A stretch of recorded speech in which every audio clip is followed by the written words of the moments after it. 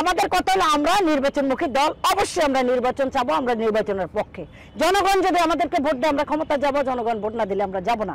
সুতরাং যারা এগুলো বইলা ক্ষমতা দীর্ঘায়িত করতে চাচ্ছেন, 1-11 কথা স্মরণ করে দিচ্ছি। 1-11 শুধু এটুকুই বলতে চাই, সম্মান থাকতে সম্মানের জায়গা থেকে বিদায় হবেন, এটাই আমরা বিশ্বাস করি। প্রতি একজন উপদেষ্টা বলেছেন যে আসলে কিছু কিছু রাজনৈতিক দল ক্ষমতায় যাওয়ার জন্য উসখুস করছে। মানে দেশের বিএনপির একটা বৃহৎ সংগঠন এবং জনসমর্থনও ব্যাপক, আজকের উপস্থিতিও আবার নতুন করে প্রমাণ দিলে চলছে। এই বক্তব্যটাকে কিভাবে দেখেন আসলে? এই বক্তব্যটাকে আমি এইভাবে দেখি, বিএনপি একটা জনমুখী দল, নির্বাচনমুখী দল, এবং বিএনপি সবসময় নির্বাচন করতে চেয়েছেন। বিএনপি সবসময় বিপুল ভোটে নির্বাচিত হয়ে সংসদে যায় এবং 3 বার এই দেশ শাসন করেছেন।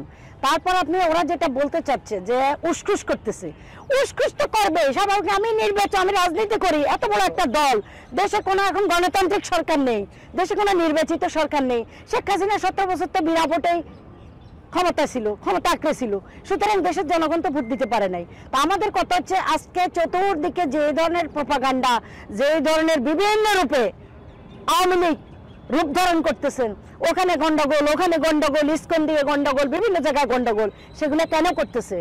একটা যদি জনগণের সরকার থাকে এবং যদি নির্বাচিত সরকার থাকে তাহলে সবকিছু এগুলো কমে আসবে, সেখানে সব জায়গায় সেট আপ হবে।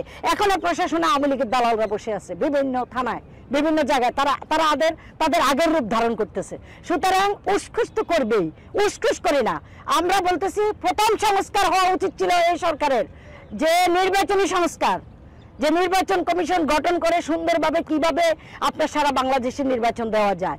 যেমন আপনার ইউনিয়ন কাউন্সিল থেকে শুরু করে, ঢাকা সিটি থেকে শুরু করে, সিটি কর্পোরেশন নির্বাচন থেকে শুরু করে সবগুলো কিন্তু জনপ্রতিনিধি দিয়ে নির্বাচিত প্রতিনিধির দরকার, কিন্তু সেটা তো হচ্ছে না। সেই জন্যই এরকম বিভিন্ন জায়গায় তারা মানে অঘটনগুলো ঘটানোর সাহস পাচ্ছে। তা আমাদের কথা হলো আমরা নির্বাচনমুখী দল, অবশ্যই আমরা নির্বাচন চাবো, আমরা নির্বাচনের পক্ষে।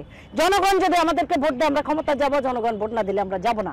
সুতরাং যারা এগুলো বইলা ক্ষমতা দীর্ঘায়িত করতে চাচ্ছেন, 1-11 কথা স্মরণ করে দিচ্ছি। 1-11 শুধু এটুকুই বলতে চাই, সম্মান থাকতে সম্মানের জায়গা থেকে বিদায় হবেন, এটাই আমরা বিশ্বাস করি। আবারও বলতে হয়, লজ্জা শরম নাই যার, আওয়ামী লীগ নাম তার, ভূতের মুখে রাম রাম। মানে ঠাকুর ঘরে কে রে আমি কলা খাই না, কথাটা ঠিক এরকম হয়ে গেছে।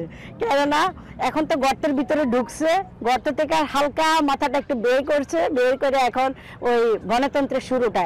ওরা গণতন্ত্র কি সেটা বুঝে? গণতন্ত্র কোনোদিন বুকে লালন করেছেন? গণতন্ত্রে যদি লালন করতেন তাহলে আজকে দেশ থেকে পালাতে হলো কেন? 17 বছর এত রাজত্ব করেছেন, দেশটাকে লুটে পুটে শেষ করেছেন, এত কিছু করেছেন, তাহলে আইন, আপনারাই আইন তৈরি করেছেন, সেই আইনে কেন আপনারা ধরা দিতে পারলেন না? কেন আপনাদেরকে চোরের মতো লেজ গুটিয়ে পালাতে হলো?